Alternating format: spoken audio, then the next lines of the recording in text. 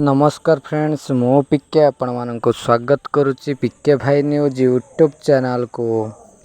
पुणी सुभद्रा योजना रे हला बड़ घोषणा जहाँकि विधवा भत्ता एवं कॉलेज पिला एवं परिवार प्रत्येक महिला पाइबे सुभद्रा टंका। तो कौन आसी संपूर्ण डिटेल्स चलतु जाने वीडियो माध्यम ता पूर्व चैनल नुआ थिले एबे पिके भाई न्यूज यूट्यूब चैनल को सब्सक्राइब करी साइट रे थिबा बेल आइकन को प्रेस कर दियंतु जा फल रे समस्त खबर अपडेट चैनल माध्यम रे आपण माने पाई परिबे। एबे चलंतु जा संपूर्ण टॉपिक ऊपर को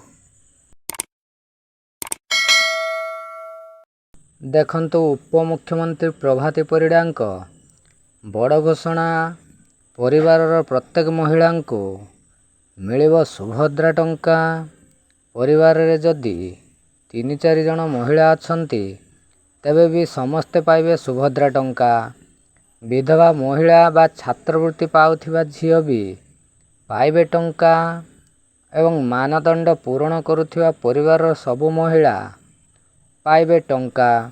तो समस्तक पाई बड़ अपडेट जहाँकि समस्ते पाइबे सुभद्रा टंका एवं 21 रु अधिक 60 वर्ष रु कम वयस्क महिला आवेदन करिपारिबे। आधार कार्ड रे थिबा जन्म तारीख को ग्रहण करा जिवो 2024-25 वर्ष पाई गत जुलाई 1 सुधा बयस 21 रु ऊर्ध्व 60 रु कम आवेदनकारी जन्म 2/7/1964 पूर्व हुई नथिबो एवं आवेदनकारी जन्म 1/7/2003 पर हुई नथिबो।